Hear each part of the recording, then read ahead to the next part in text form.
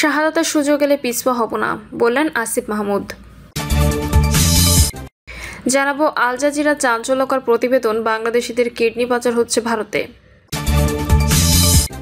জানাবো মজুত করছে শত শত টন, চালের দাম বৃদ্ধির নেপথ্যে কর্পোরেট কারসাজি।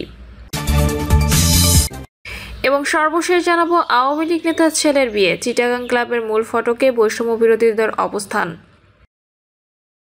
শুনছিলেন সংবাদ শিরোনাম, এবারে বিস্তারিত। শাহাদাতের সুযোগ এলে পিছপা হব না, বললেন আসিফ মাহমুদ। শাহাদাতের সুযোগ এলে পিছপা হবেন না বলে মন্তব্য করেছেন যুব, ক্রীড়া এবং স্থানীয় সরকার মন্ত্রণালয়ের উপদেষ্টা আসিফ মাহমুদ সজীব ভুঁইয়া। আসিফ মাহমুদ তার ব্যক্তিগত ফেসবুক আইডিতে লেখেন, গত বছর জুলাইতেও আমাদের হত্যার সরাসরি নির্দেশ দিয়েছিল শেখ হাসিনা। একজন। এদেশের জনগণ তার কি পরিণতি করেছে তা সবারই জানা। জুলাইতে শহীদ হতে না পারা আমার জন্য আফসোসের। ৩৬শে জুলাই শহীদ হওয়ার খুব কাছাকাছি ছিলাম। শাহাদাতের সুযোগ আসলে পিছপা হব না। জুলাই এদেশে লক্ষ কোটি বিপ্লবী জন্ম দিয়েছে। তিনি আরও বলেন, আমি বা আমরা না থাকলেও ক্ষতি নেই। আমাদের ভীষণ আমাদের ক্ষণস্থায়ী জীবনের জন্য সীমাবদ্ধ নয়। বাংলাদেশকে একটি সার্বভৌম শক্তিশালী রাষ্ট্র হিসেবে গড়ে তুলতে এই বিপ্লবীদের অগ্রযাত্রা অব্যাহত থাকবে। স্ট্যাটাসে সেই দিকে যুব ও ক্রীড়া উপদেষ্টা অতীতে সহিংস আক্রমণের ইঙ্গিত দিয়ে প্রশ্ন করেন, একটারে মারি একটাই যায়, বাকিটি যায় না স্যার, ভুলে গেছেন? আল জাজিরা চাঞ্চল্যকর প্রতিবেদন, বাংলাদেশিদের কিডনি পাচার হচ্ছে ভারতে। প্রতিবেদনে বলা হয়, দালালরা দরিদ্র ব্যক্তিদের চিহ্নিত করে চাকরি কিংবা সহজ টাকার প্রলোভন দেখিয়ে ভারতে নিয়ে যান। মেডিকেল ভিসার ব্যবস্থা, বিমান টিকিট, হাসপাতালে যাবতীয় কাজ সবকিছু করে দেয় চক্রটি। এরপর জাল পরিচয়পত্র, ভুয়া নোটারি এবং নকল আত্মীয়তার প্রমাণ বানিয়ে একজন রোগীর সঙ্গে ঘনিষ্ঠ আত্মীয় দেখিয়ে তৈরি করা হয় কিডনি প্রতিস্থাপনের ভিত্তি। বাইগুনি গ্রামের নাম এখন হয়ে উঠেছে কিডনি গ্রাম। ব্রিটিশ মেডিকেল জার্নাল গ্লোবাল হেলথের তথ্য অনুযায়ী কালাই উপজেলায় প্রতি ৩৫ জন প্রাপ্তবয়স্ক মানুষের একজন কিডনি বিক্রি করেছেন।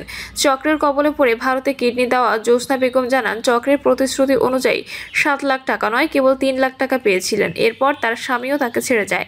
আল জাজিরার প্রতিবেদনে আরও উঠে আসে এমন এক ব্যক্তির গল্প, যিনি কিডনি বিক্রির পর প্রতারিত হয়ে নিজেই দালালি শুরু করেন।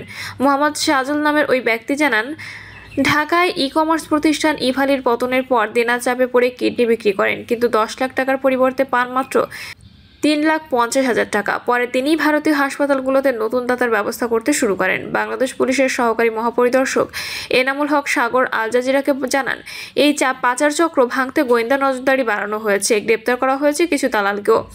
ভারতে ২০২৪ সালে দিল্লি পুলিশের হাতে গ্রেপ্তার হন ৫০ বছর বয়সী কিডনি ট্রান্সপ্লান্ট সার্জন ডক্টর ভিয়াজা রাজকুমারী, যিনি ১৫ জন বাংলাদেশি রোগীর ট্রান্সপ্লান্ট পরিচালনা করেন বলে যা অভিযোগ রয়েছে।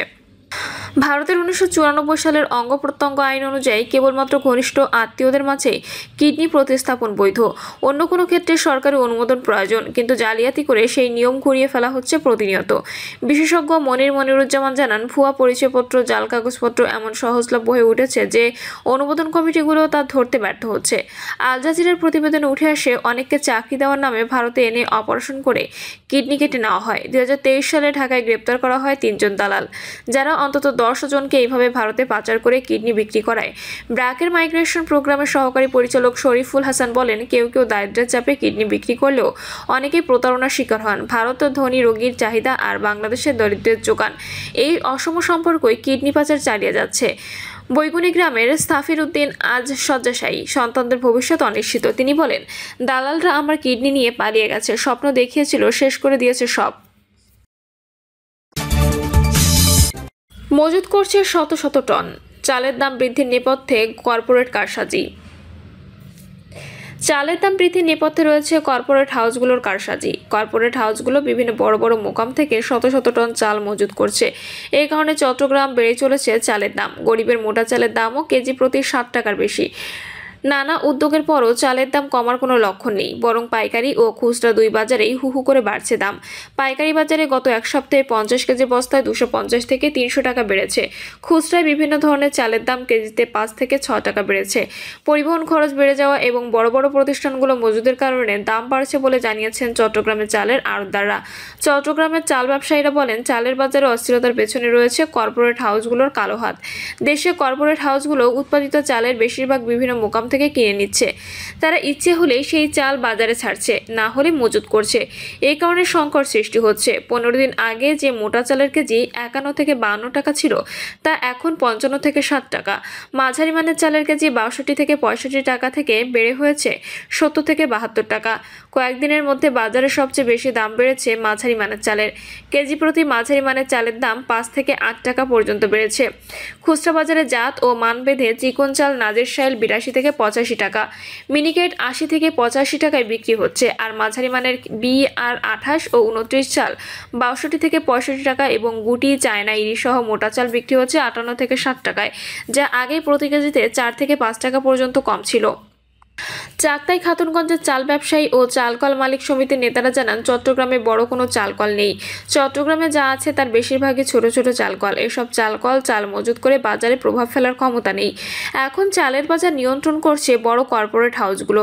তারা চালকল মালিক বা মিলারদের কাছ থেকে বিপুল পরিমাণে চাল কিনে নিচ্ছে। এরপর তাদের নিজস্ব ব্র্যান্ডের মোড়ক দিয়ে বাজারজাত করছে। পাশাপাশি এসব চাল বাজারে অতিরিক্ত দামে বিক্রি করছে। একটি কর্পোরেশন হাউস 100টি বা তারও বেশি চালকদের সব চাল একসঙ্গে নিয়ে নিচ্ছে। দেশের 4-5টি কর্পোরেট হাউস এভাবে বেশিরভাগ চাল কল থেকে একাই কিনে নেওয়ায় ক্ষুদ্র ব্যবসায়ী পড়েছে বিপাকে। কর্পোরেট হাউসগুলোর সঙ্গে টিকতে পারছেন না। এর কারণে চালের কৃত্রিম সংকট সৃষ্টি করার সুযোগ তৈরি হচ্ছে। সেই সুযোগ কাজে লাগাচ্ছে কর্পোরেট হাউসগুলো। খাতুনগঞ্জের চাল ব্যবসায়ী কামাল উদ্দিন বলেন, চট্টগ্রামে চালের দামের উপর প্রভাব ফেলতে পারে এত বড় মিল নেই। উত্তরবঙ্গের বিভিন্ন মোকাম থেকে কর্পোরেট হাউসগুলো চাল কিনে মজুত করে ফেলছে। এই কারণে চালের বাজার সরাসরি প্রভাব পড়ছে। ফলে প্রতিদিনই চালের দাম বাড়ছে। প্রশাসনের উচিত কর্পোরেট হাউসগুলোর মজুত তদারকি করা। মজুত নিয়ন্ত্রণ করতে পারলে চালের বাজার স্থিতিশীল হবে। আওয়ামী লীগ নেতার ছেলের বিয়ে, চিটাগাং ক্লাবের মূল ফটকে বৈষম্য বিরোধীদের অবস্থান। চট্টগ্রাম বোয়ালখালী উপজেলার সাবেক চেয়ারম্যান জাহেদুল হককে গ্রেপ্তারের দাবি জানিয়ে চিটাগাং ক্লাবের মূল ফটকে অবস্থান নিয়েছেন বৈষম্য বিরোধী ছাত্র আন্দোলনের শিক্ষার্থীরা। তারা চিটাগাং ক্লাবের সামনে অবস্থান নেন। এ সময় ভেতরে জাহেদুল হক উপস্থিত হয়েছেন এমন খবরে তাকে গ্রেপ্তারের দাবিতে বিক্ষোভ করেন তারা। এতে বিয়ের অনুষ্ঠানে আসা অতিথিদের মধ্যে আতঙ্ক দেখা দিয়েছে। খবর পেয়ে কোতোয়ালি থানা পুলিশ ও যৌথ বাহিনী ক্লাবে ছুটে আসেন। কোতোয়ালি থানার ভারপ্রাপ্ত কর্মকর্তা আব্দুল করিম এ তথ্য নিশ্চিত করেন। জাহিদুল হক চট্টগ্রাম দক্ষিণ জেলা আওয়ামী লীগের উপদেষ্টা মণ্ডলীর সদস্য ও স্ট্যান্ডার্ড চার্টার ব্যাংকের কর্মকর্তা। সংশ্লিষ্টরা জানান, চট্টগ্রাম দক্ষিণ জেলা আওয়ামী লীগের উপদেষ্টা ও বোয়ালখালী উপজেলা পরিষদের সাবেক চেয়ারম্যান জাহিদুল হকের ছেলের বিয়ের অনুষ্ঠান চলছে নগরের চিটাগাং ক্লাবে। সেখানে জাহিদুল হক উপস্থিত হয়েছেন এমন খবরে অবস্থান নেন কিছু ছাত্র। তারা ক্লাবের সামনে স্লোগান দিচ্ছেন। বিয়ের অনুষ্ঠান থেকে বের হওয়ার সময় অতিথিদের প্রতিটি গাড়ি তল্লাশি করছে সাধারণ শিক্ষার্থী, এনসিপি সদস্য, বৈষম্য বিরোধী ছাত্র আন্দোলনের নেতাকর্মী সহ বিভিন্ন সংগঠনের নেতারা। ঘটনাস্থলে উপস্থিত কোতোয়ালি থানা পুলিশের ভারপ্রাপ্ত কর্মকর্তা আব্দুল করিম বলেন, এক আওয়ামী লীগ নেতার ছেলের বিয়েতে উপস্থিত হয়েছেন জেনে কিছু ছাত্র জনতা চিটাগাং ক্লাবের সামনে বিক্ষোভ করছে। ঘটনাস্থলে আমরা অবস্থান করছি। শিক্ষার্থীদের শান্ত করার চেষ্টা চলছে। অনুষ্ঠানে কাউকে পাওয়া যায়নি। প্রিয় দর্শক, এই ছিল এখনকার সর্বশেষ সংবাদ। আপডেট সব সংবাদ পেতে চ্যানেলটি সাবস্ক্রাইব করে বেল আইকনটি ক্লিক করে রাখুন।